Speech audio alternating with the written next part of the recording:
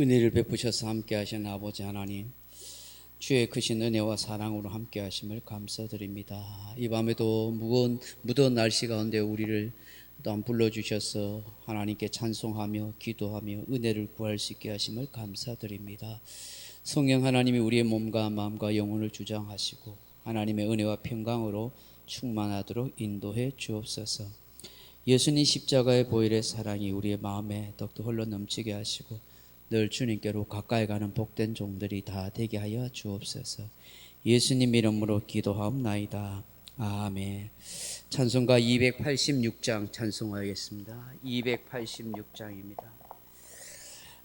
286장 찬송하겠습니다.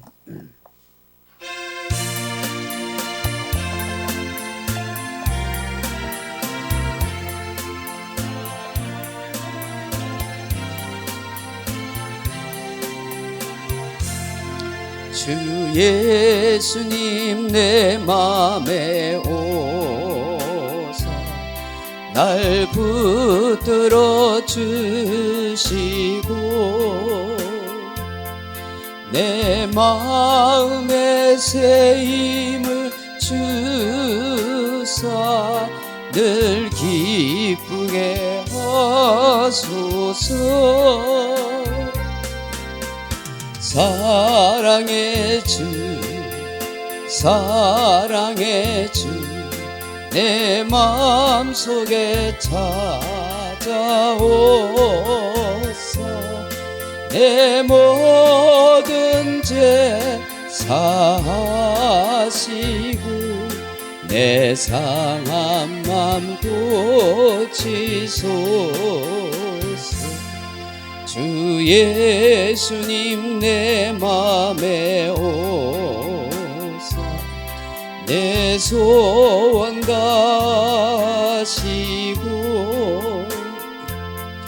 내 무거운 짐 맡아 주사 참 평안을 주소서.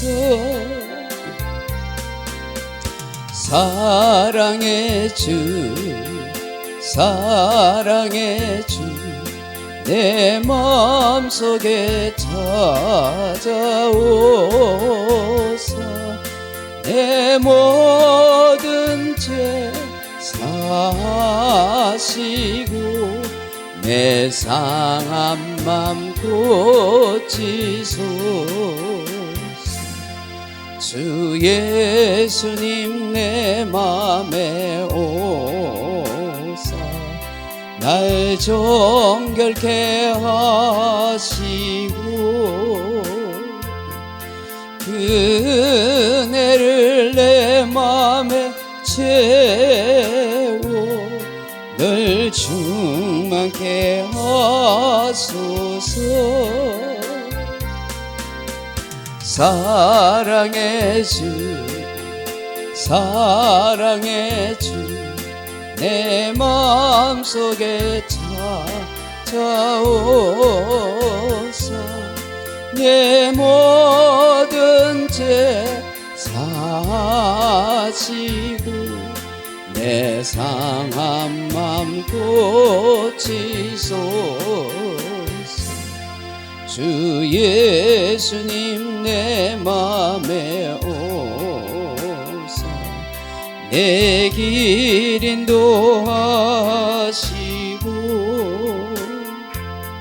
주 성령을 내 맘에 채워 늘 충만케 하소서. 사랑의 주 사랑의 주 내 마음속에 찾아오사 내 모든 죄 아시고 내 상한 맘 고치소서.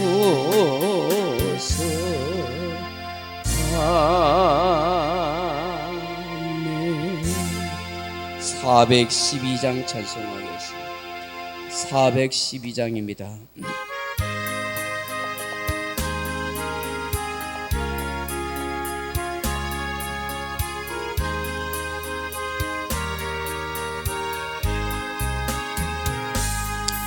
내 영혼의 그 깊은 데서 밝은 가라이 울려나네.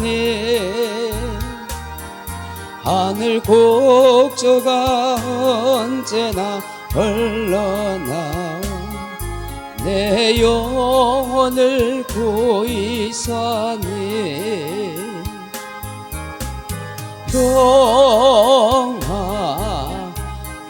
평화로다 하늘 위에서 내려오네. 그 사랑의 물결이 영원토록 내 영혼을 덮으소서. 내 마음속에 솟아나 이 평안이 깊이 묻힌 보배로다. 나의 보화를 캐내어 가져갈 자 그 아무도 없으리라.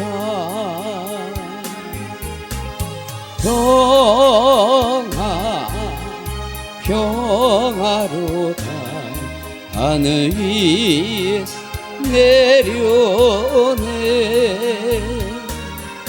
그 사랑의 물결이 영원토록 내 영혼을 덮으소서. 내 영혼의 평화가 넘쳐나는 주의 큰 복을 받음이라. 내가 주야로 주님과 함께 있어 내 영혼이 편이시네.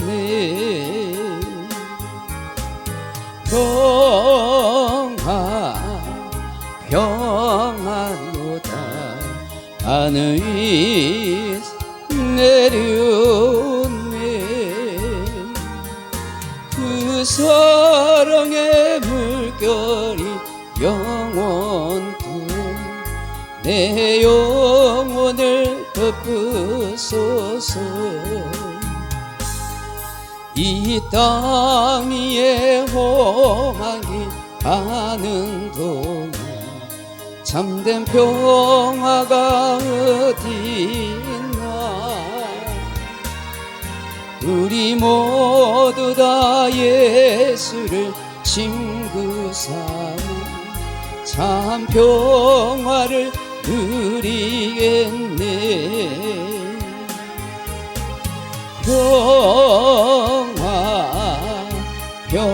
평화로다 하늘 위에서 내려오네. 그 사랑의 물결이 영원토록 내 영혼을 덮으소서. 93장 찬송하겠습니다. 93장.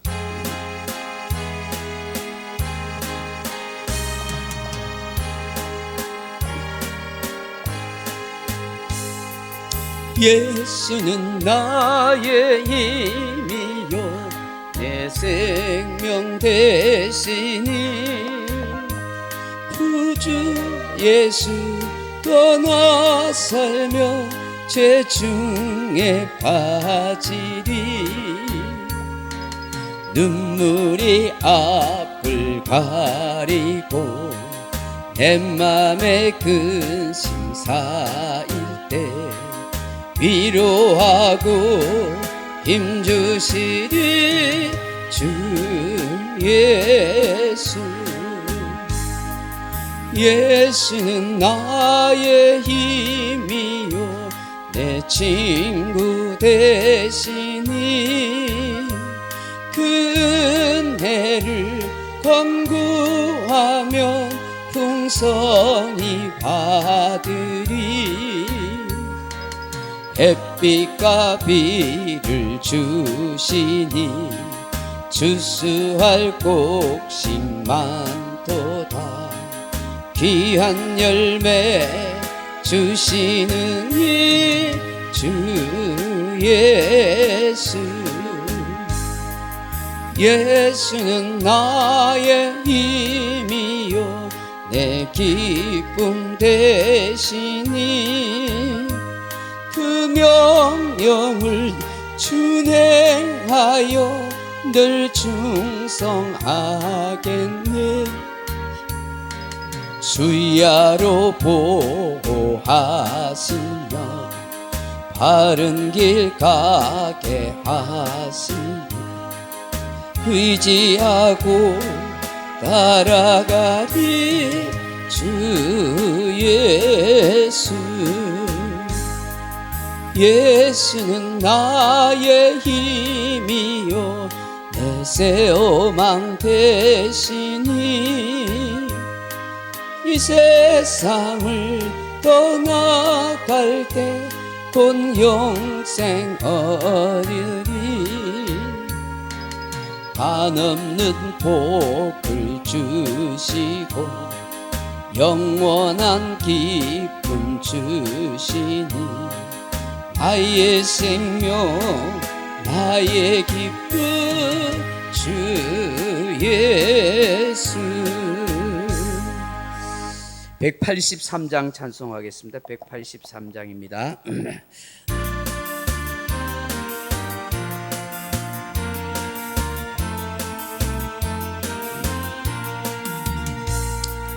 빈들의 마른 풀같이 시들은 나의 영혼.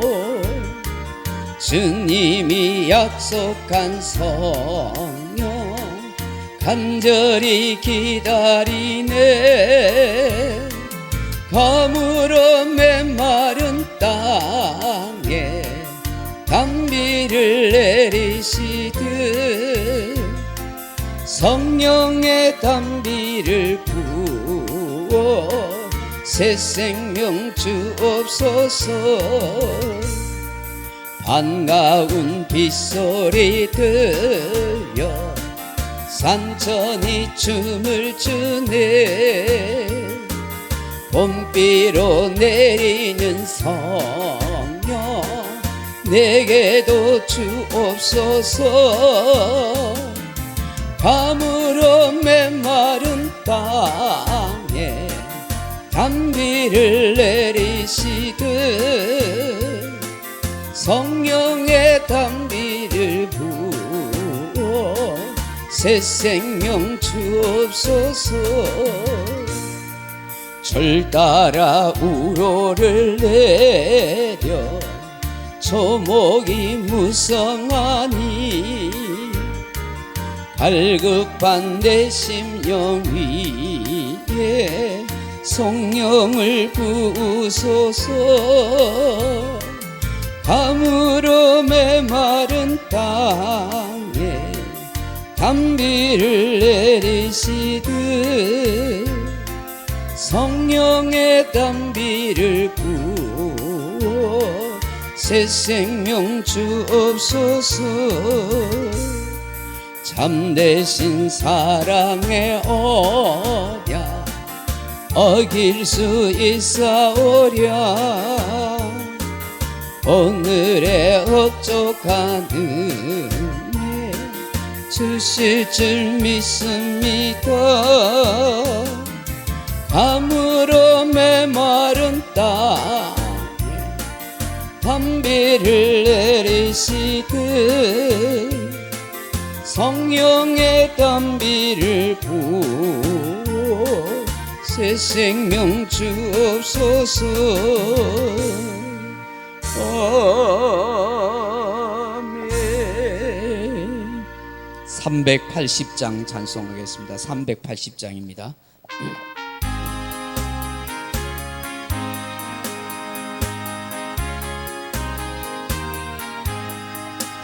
나의 생명 되신 주 주님 앞에 나아갑니다. 주의 흘린 보혈로 정케하사 받아주소서. 날마다 날마다 주를 찬송하겠네. 주의 사랑 줄로서 나를 굳게 잡아매소서. 괴로운 세상 지날 때 나를 인도하여 주소서. 주를 믿고 나가면 나의 길을 잃지 않겠네. 날마다 날마다 주를 찬송하겠네. 주의 사랑 줄로서 나를 굳게 잡아매소서. 세상 살아갈 때에 주를 더욱 사랑합니다. 밝고 빛난 천국에 나의 영혼 들어가겠네. 날마다 날마다 주를 찬송하겠네. 주의 사랑 줄로서 나를 굳게 잡아매소서. 아멘. 하나님 말씀 보겠습니다. 구약성경 사무엘상 15장입니다. 사무엘상 15장 1절에서 12절 말씀 같이 읽겠습니다. 제가 가진 성경은 구약성경 421페이지 사무엘상 15장 1절에서 12절 말씀입니다. 사무엘상 15장 1절에서 12절 말씀 431페이지입니다. 찾으셨으면 431페이지 사무엘상 15장 1절로 12절 읽겠습니다. 사무엘이 사울에게 이르되 여호와께서 나를 보내어 왕에게 기름을 부어 그의 백성 이스라엘 위에 왕으로 삼으셨은즉 이제 왕은 여호와의 말씀을 들으소서. 만군의 여호와께서 이같이 말씀하시기를 아말렉이 이스라엘에게 행한 일 곧 애굽에서 나올 때에 길에서 대적한 일로 내가 그들을 벌하노니 지금 가서 아말렉을 쳐서 그들의 모든 소유를 남기지 말고 진멸하되 남녀와 소아와 젖먹는 아이와 우양과 낙타와 나귀를 죽이라 하셨나이다 하니 사울이 백성을 소집하고 그들을 들라임에서 세어보니 보병이 20만 명이요 유다 사람이 10,000명이라. 사울이 아말렉 성에 이르러 골짜기에 복병시키니라. 사울이 겐 사람에게 이르되 아말렉 사람 중에서 떠나가라. 그들과 함께 너희를 멸하게 될까 하노라. 이스라엘 모든 자손이 애굽에서 올라올 때에 너희가 그들을 선대하였느니라. 이에 겐 사람이 아말렉 사람 중에서 떠나니라. 사울이 하일라에서부터 애굽한 술에 이르기까지 아말렉 사람을 치고 아말렉 사람의 왕 아각을 사로잡고 칼날로 그의 모든 백성을 진멸하였으되 사울과 백성이 아각과 그의 양과 소의 가장 좋은 것 또는 기름진 것과 어린 양과 모든 좋은 것을 남기고 진멸하기를 즐겨 아니하고 가치 없고 하찮은 것은 진멸하리라.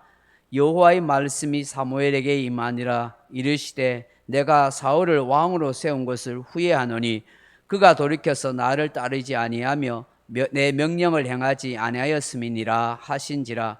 사무엘이 근심하여 온 밤을 여호와께 부르짖으니라.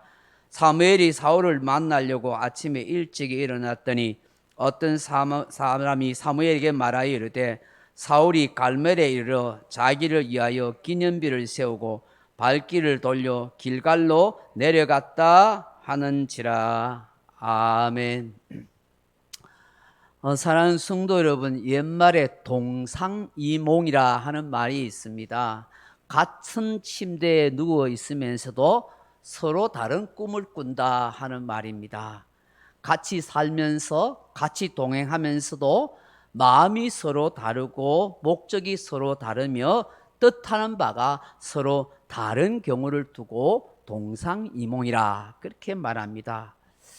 이런 상태가 되면 두 사람이 합력해서 아무 일도 할 수도 없습니다. 그 무엇도 이룰 수가 없습니다. 그 두 사람 사이는 결코 오래 갈 수가 없을 것입니다. 오늘 본문을 보면 동상이몽의 모습이 나옵니다. 하나님과 살왕이 바로 그와 같은 상태라 하는 것이죠. 하나님의 뜻이 살왕에게 그대로 임하여 있지 않습니다.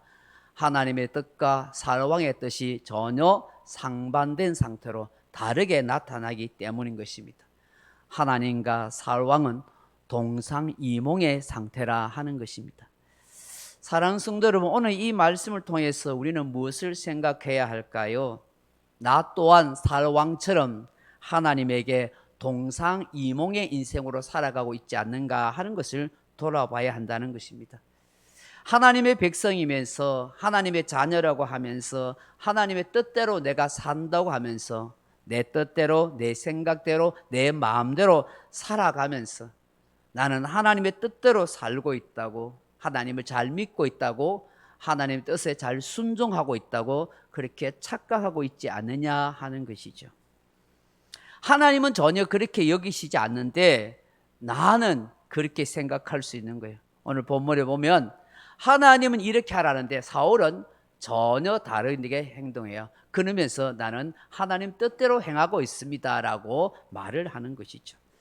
어느 날 하나님께서 사무엘 선지자로 하여금 살왕에게 가서 여호와의 말씀을 전하라 합니다. 내가 너를 이스라엘의 왕으로 세운 것, 그것은 곧 하나님의 뜻, 하나님의 말씀을 순종케 하기 위함이다 하는 것을 말씀하는 것이죠. 하나님의 말씀을 전하는데 어떤 말씀을 전합니까? 아말렉을 멸하라 하는 말씀입니다. 과거 이스라엘 백성들이 출애굽해서 광야를 지날 때에 이 광야에 살던 이 호전적인 족속 아말렉 족속이 이스라엘을 얼마나 괴롭혔습니까? 수많은 이스라엘 백성들을 죽이고 그렇게 전쟁을 하였던 것입니다. 그걸로 인해서 하나님께서는 대대로 이 아말렉과 싸우리라고 하셨고 이제 벌을 내리시겠다 그렇게 말씀합니다. 하나님의 말씀은 이 아말렉 족속 남녀노소 할 것 없이 모든 짐승들조차도 한 마리도 남기지 말고 몽땅 멸하라 이 말씀입니다. 이 말씀을 들었던 사울 왕이 이스라엘 백성들을 소집합니다. 본문에 보니까 20만 명의 군사들이 모집되고 또 유다 군사들은 10,000명이라 그렇게 말합니다. 다 합치면 21만 명인 것 같습니다. 이 사람들이 아말렉과 지금 전쟁을 벌이게 됩니다. 그리고 나중에 승리하게 됩니다. 그런데 문제는 이 전쟁에서 승리한 후에 벌어지게 된다 하는 것이죠. 사랑하는 성도 여러분, 오늘 우리가 읽은 본문을 집중해서 보시면 몇 가지 중요한 사실을 먼저 깨달아 알게 되는 것입니다. 그 첫째는 뭐냐 하면 선한 일을 행한 자는 선한 복을 받게 됩니다 하는 것입니다. 선한 일을 행한 자는 선한 복을 받게 된다 하는 것입니다. 여러분 오늘 본문 6절의 말씀을 한번 보세요. 사울이 겐 사람에게 이르되 아말렉 사람 중에서 떠나가라. 그들과 함께 너희를 멸하게 될까 하노라. 이스라엘 모든 작손이 애굽에서 올라올 때 너희가 그들을 선대하였느니라. 이에 겐 사람이 아말렉 사람 중에서 떠나니라고 말씀합니다. 지금 아말렉과 전쟁을 치르려고 하는데 마침 그 지역에 함께 섞여 살고 있었던 겐 족속, 겐 사람들이 있었던 것 같아요. 그래서 사울 왕이 미리 통보를 해서 이 겐 사람들에게 아말렉 족속과 같이 있지 말아라. 우리가 지금 아말렉 족속을 멸하려고 전쟁을 하는데 거기 있다가 너희들도 다치거나 죽게 된다. 그렇게 말씀합니다. 근데 왜 사울 왕이 이 겐 사람들에게 이렇게 이야기를 했을까? 오늘 본문에 보니까 이스라엘 모든 사람들이 애굽에서 출애굽에서 올라올 때 그 광야를 지날 때에 이 겐 족속 사람들이 선대를 했다는 거예요. 이스라엘 족속들, 이스라엘 백성들에게 선대를 했다. 이 선대라는 말이 히브리 원어로 헤세드라는 말인데 친절을 베풀다, 자비를 베풀다, 인애를 베풀다 하는 것입니다. 이 갠 사람들이 그 광야길을 걸어간 이스라엘 백성들에게 아주 친절하게 사랑과 자비와 인애를 베풀어 준 거예요. 그럼 도대체 갠 사람이 누구일까 하는 것입니다. 히브리 원어로는 겐이 케니 하는 말인데 대장장이라 하는 뜻을 가지고 있습니다. 금속 재료 기술을 지닌 아라비아 지역의 반유목민이라고 하는데 모세의 장인이 속한 그런 족속이라 하는 것입니다. 모세의 장인이 속한 그 겐 족속이 광야에서 오랫동안 터를 잡고 살고 있었는데 이 출애굽 백성들이 이 광야를 지날 때 그 지리나 그 지형을 잘 모르잖아요. 근데 이 겐 족속들이 그런 상황 속에서 도와주고 뭐 여러 가지 필요한 물건이나 음식이나 물자를 공급해 줬는 것 같아요. 이 모세 장인 이드로와 그가 속한 이 겐 족속의 도움을 참 많이 받은 거예요. 그렇기 때문에 모세가 이런 말을 해요. 민수기 10장 29절 이하에 이런 말씀해요. 모세가 모세의 장인 미디안 사람 루엘의 아들 호밥에게 이르되 여호와께서 주마하신 곳으로 우리가 행진하나니 우리와 동행하자. 그리하면 선대하리라. 여호와께서 이스라엘에게 복을 내리리라 하셨느니라. 그렇게 말합니다. 여기 나오는 미디안 사람 루엘의 아들 호밥은 바로 이 겐 족속, 바로 모세의 장인 이 이드로를 말합니다. 같은 의미로 그렇게 사용돼요. 그래서 이 모세의 장인이 속한 그 족속들이 아주 친절하게 자비와 사랑으로 그렇게 대해 주신 거예요. 그런데 이것이 지금 역사적으로 얼마나 걸릴까요? 출애굽한 후에 사울이 왕이 될 때니까 한 400~500년 전의 이야기거든요. 이 400~500년이 지난 다음에도 그들의 후손들에게 그 친절과 자비와 인애를 베푼 것에 대해서 잊지 않고 있더라 하는 것입니다. 그래서 지금 전쟁이 일어나는 이 절체절명의 순간에 이 겐 족속들이 피할 수 있도록 그렇게 배려를 아끼지 않았던 것이죠. 참으로 놀랍지 않습니까? 그들의 조상 선조들이 선을 행하고 자비를 베풀고 친절을 베푼 것 때문에 그의 후손들이 죽지 않고 전쟁의 참화를 겪지 않고 편안하게 살 수 있고 피할 수 있게 된 것이죠. 사람은 다 심은 대로 거두는 것입니다. 악을 심으면 악을 거두고 선을 심으면 선을 거두는 것입니다. 오늘의 나의 친절한 섬김이 내일의 주의 놀라운 역사로 나타날 수 있다는 걸 알아야 하는 것입니다. 미국의 어느 시골 마을을 여행하던 노부부가 있었대요. 그날따라 차도 고장도 나고 마침 저녁이 되어 그 시골 한적한 한 호텔을 그렇게 묵으려고 했어요.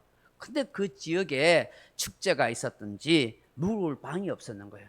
이 호텔 저 호텔을 다 물어봐도 이 노부부가 머물 방이 없는 거예요. 얼마나 난감하겠어요. 여행을 다니다가 밤이 되었는데 쉴 곳이 없다는 것이 참 곤란한 일이죠. 그런데 한 작은 호텔에 한 젊은 청년 종업원이 아주 친절한 미소로 이 노부부를 이렇게 이야기한 거예요. 비록 노인분들이 머물 방은 없지만 제가 기거하는 방이 있습니다. 누추한 곳이지만 거기서 기거하시려면 하룻밤을 묵을 수 있습니다 라고 그렇게 이야기를 한 거예요. 낯선 손님에게 자신의 방을 내어준다는 거 쉽지 않은 일이잖아요.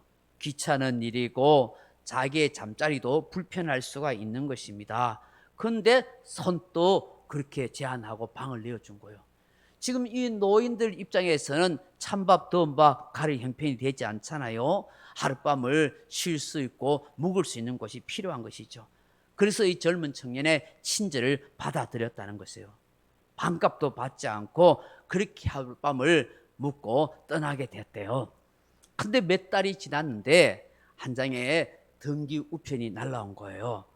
거기에 등기 우편을 열어보니까 당신의 친절한 대가입니다. 뉴욕에 비행기 티켓이 날라왔어요. 그리고 당신은 뉴욕의 큰 호텔의 총 지배인이 되었습니다 하고 했다는 거예요. 알고 보니까 이 노부부가 아주 부자인데 큰 호텔을 가지고 있는 주인이었던 거예요. 저렇게 친절한 청년이라면 우리 호텔의 최고의 지배인이 될 수 있다 해서 비행기표를 줘가지고 그 호텔로 그렇게 초청된 거예요. 이락 이 젊은 친구가 어마어마한 호텔의 총 지배인이 되는 그런 축복을 누리게 됐다는 거예요. 그 친절, 그 자비함 때문에 이 청년은 그야말로 출세를 하게 된 것이죠. 갈라디아서 6장 9절에 보면 우리가 선을 행하되 낙심하지 말지니 포기하지 아니하면 때가 이름에 거두리라. 착한 일을 하되 더욱 믿음의 가정들에게 할지니라. 그렇게 말씀합니다. 히브리서 13장 16절에 오직 선을 행한가 서로 나누어 주기를 잊지 말라. 하나님은 이 같은 제사를 기뻐하시느니라고 말씀합니다. 좋은 일, 선한 일, 착한 일, 친절한 일 여러분 많이 심고 그렇게 사십시오. 언젠가는 내가 아니더라도 내 후손이 거두게 되는 날도 오는 것입니다. 오늘 개인 족속을 통해서 우리가 깨닫게 되잖아요. 둘째로 깨닫게 되는 것이 무엇일까요? 자기 좋을 대로 하지 말라 하는 것입니다.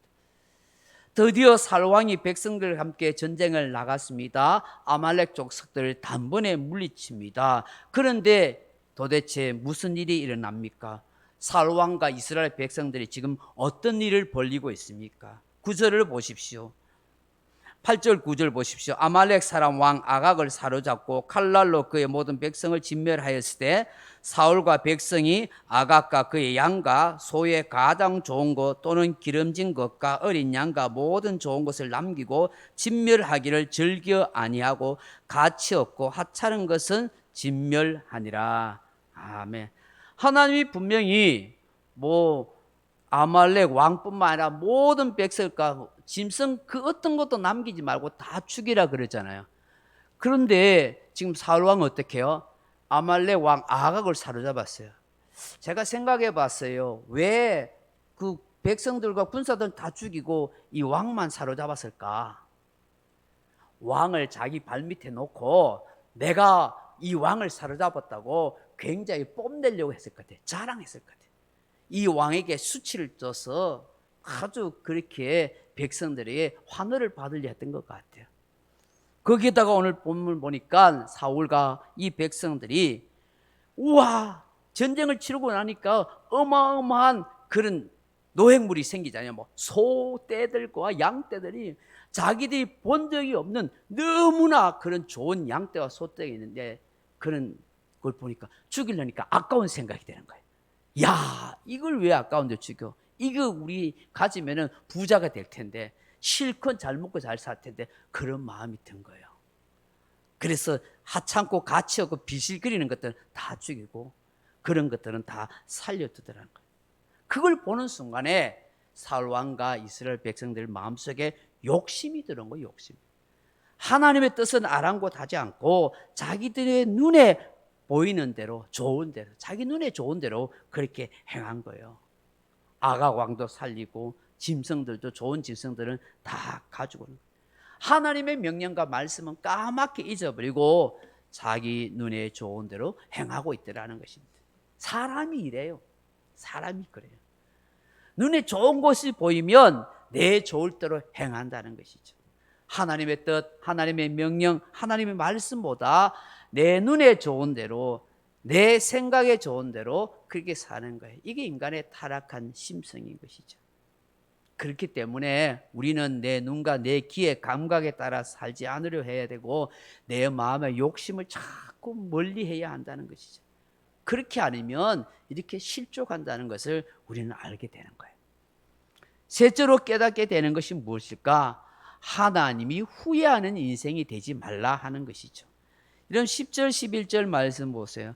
여호와의 말씀이 사무엘에게 임하니라 이르시되 내가 사울을 왕으로 세운 것을 후회하나니 그가 돌이켜서 나를 따르지 아니하며 내 명령을 행하지 아니하였음이니라 하신지라. 아멘.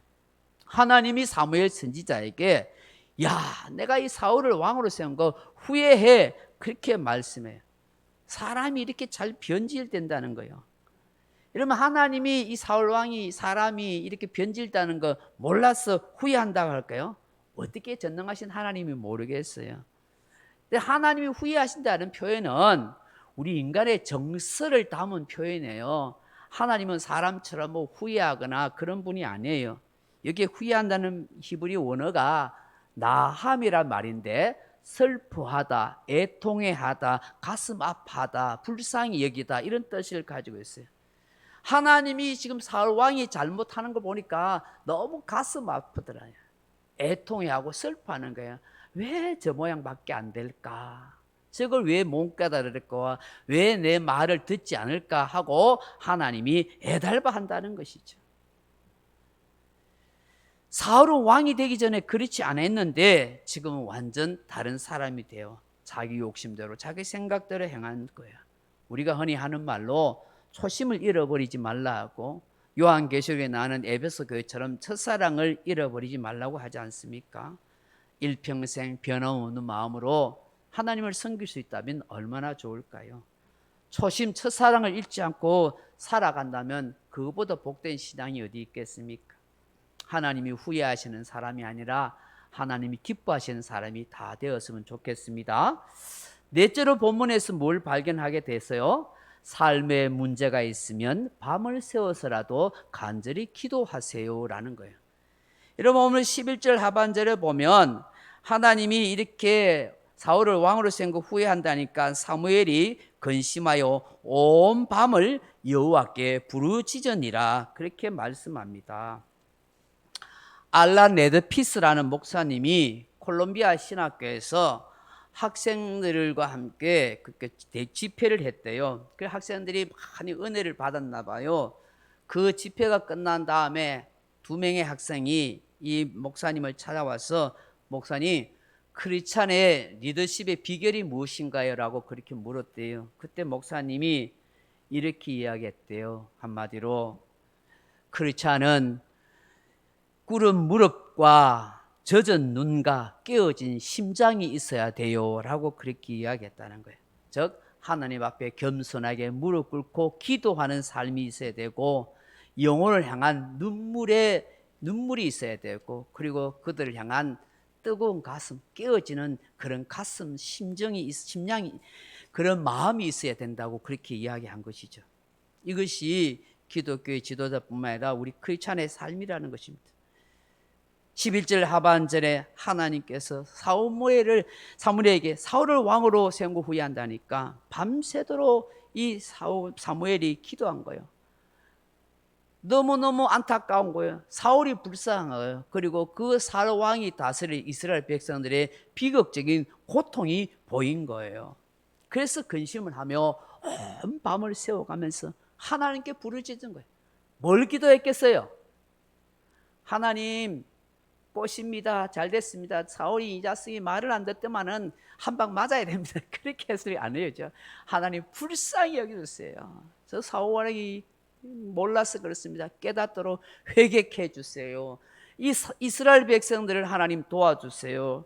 저들이 얼마나 고통을 당하겠어요. 그렇게 밤새도록 긍휼히 여겨달라고 그렇게 기도한 거예요. 우리가 이 사무엘을 보면서 우리 또한 이런 기도의 사람이 되어야 한다는 것이죠. 비단 자신의 직접적인 문제뿐만 아니라 이 나라와 이 민족과 온 교회를 위해서 이런 간절한 기도가 우리에게도 필요하지 않느냐 하는 것입니다.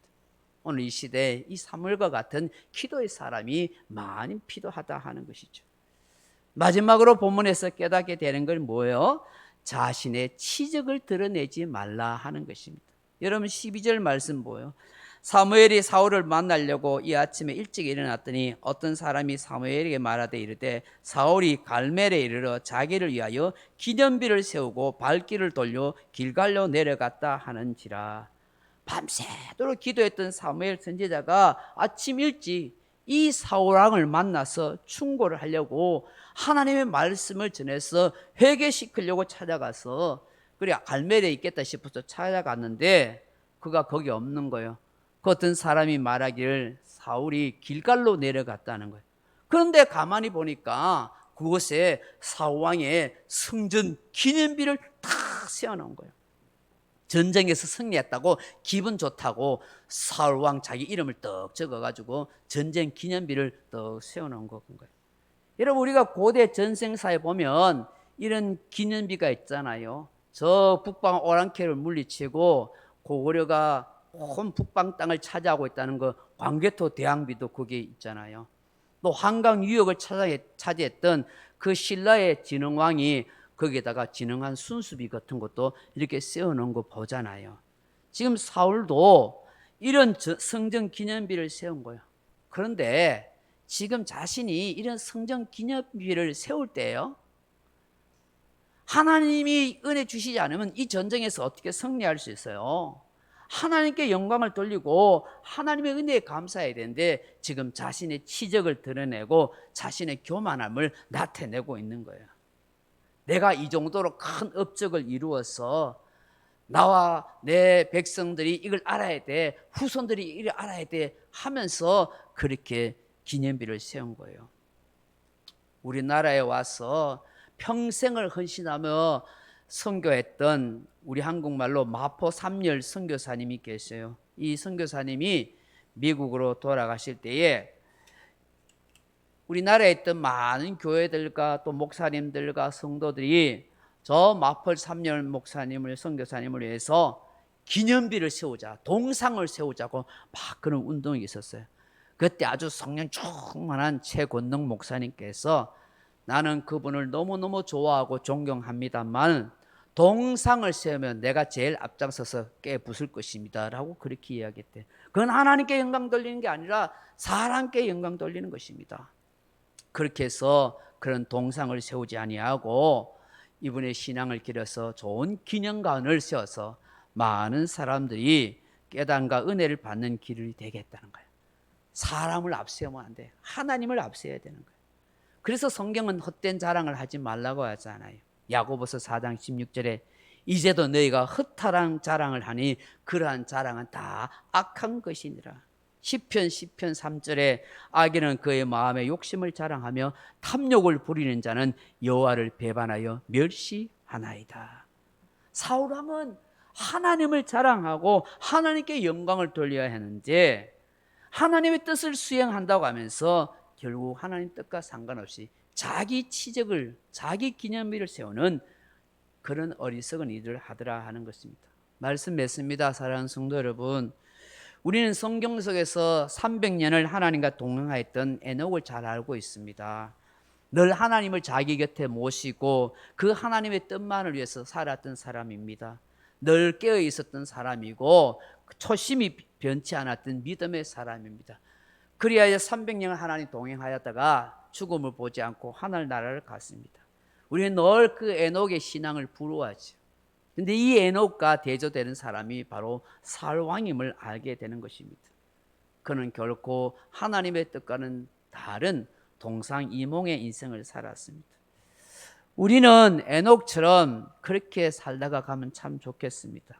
오늘 본문을 통해서 깨닫게 하시는 이 말씀을 기억하면서 함께 기도하다가 돌아가면 좋겠습니다. 주님, 살아있는 동안에 착한 일, 선한 일 많이 행하고 살게 하소서.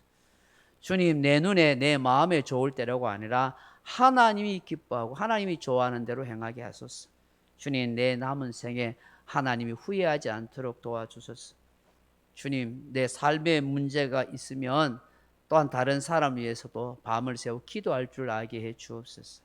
주님, 제발 어떤 일이든지 내 공치사하지 않고 하나님께만 영광을 돌리게 하옵소서. 그렇게 기도하는 저와 여러분 되길 주님의 이름으로 축원합니다. 우리 찬송가 315장 찬송 부르고 같이 기도하겠습니다.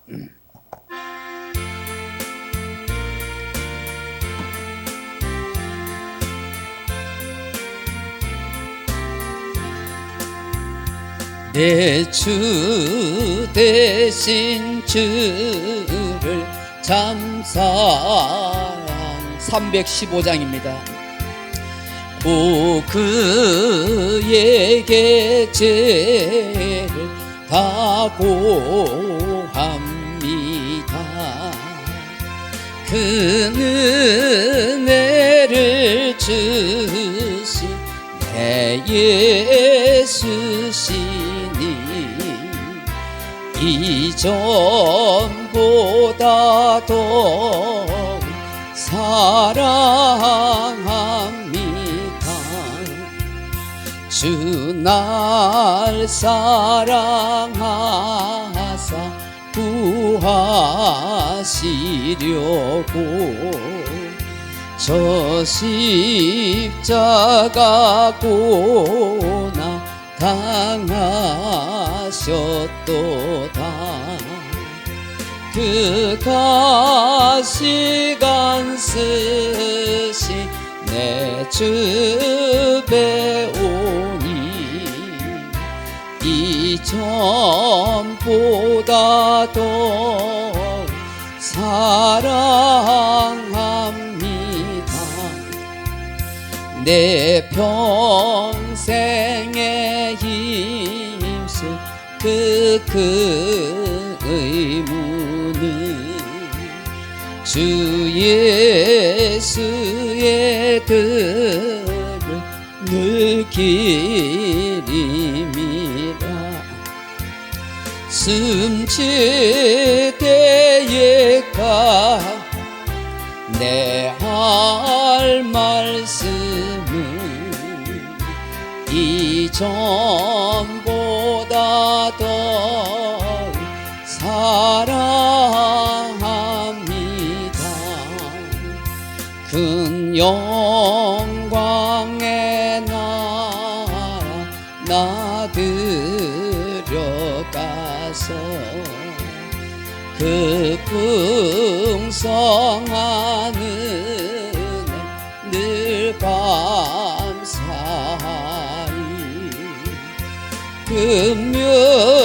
금멸류관 쓰고 늘 찬송할 만 이전보다 더 사랑합니다. 말씀을 생각하면서 나라 민족과 가정과 교회와 여러분 자녀를 위해서 기도하시다가 돌아가시기 바랍니다. 기도하겠습니다. 아버지 하나님, 이 시간도 이 본문 말씀을 통해서 하나님 우리가 사울왕처럼 하나님의 은혜를 잊어버리고 완악하고 교만한 착각 속에 살아가고 있지 않습니까? 내 마음대로 내 뜻대로 내 눈에 좋은 대로 살면서 하나님의 뜻을 이룬 것처럼 믿음 없이 살아가면서 믿음 있는 것처럼 착각하고 있는 연약한 우리들의 모습은 아는지 모르겠습니다. 하나님 아버지, 오늘 우리를 불쌍히 여겨주시고 선한 길로 복된 길로 역사하여 주옵소서. 하나님의 은혜와 평강과 사랑이 아니면 살아갈 수 없는 인생인 것을 고백합니다. 성령님, 우리 안에 정직한 영으로 새롭게 하시고 거룩한 영으로 충만하게 하여 주시옵소서. 주의 돌보심과 인도하심과 자비하신 손길로 함께해 주시기를 간절히 빌고 원합니다. 하나님 아버지, 살아가는 동안 선한 일, 착한 일 많이 할 수 있게 하시고 좋은 일 많이 심을 수 있도록 도와주옵소서. 주님, 내 눈에 내 마음에 좋은 대로가 아니라 하나님이 좋아하시는 대로 살아가도록 도와주십시오. 주님, 남은 생에 하나님이 후회하지 않도록 하나님을 기쁘시게 하는 복된 인생 되게 해주시고, 어려움과 힘든 일이 있을 때 낙심하고 주저앉아 있는 것이 아니라 밤을 새워 서로도 기도하며 하나님의 도우심과 긍휼을 바랄 수 있는 우리들이 되게 해주시옵소서. 주님, 어떤 일 하든지 내 공치사가 아니라 하나님께만 영광을 돌리며 감사하며 살아갈 수 있는 우리들이 되게 해주옵소서. 나라와 민족의 형편을 살펴주시고 이 땅 이 민족을 하나님이 든든히 세워주시고 분열과 다툼과 아전 인수교의 모습으로 살아가는 이 백성, 이 민족을 불쌍히 여겨주시옵소서. 진짜 이 민족과 이 백성을 위하는 일이 무엇인지 하나님 정치 지도자들이 봐도 깨달을 수 있게 하시고 이 백성들의 마음이 분열되고 잘못되지 않도록 은혜를 베풀어 주시옵소서. 땅의 교회들을 주님이 지켜주시고 하나님의 뜻과 나라와 일을 이루어가시는 교회들 되게 하여 주시옵소서. 아버지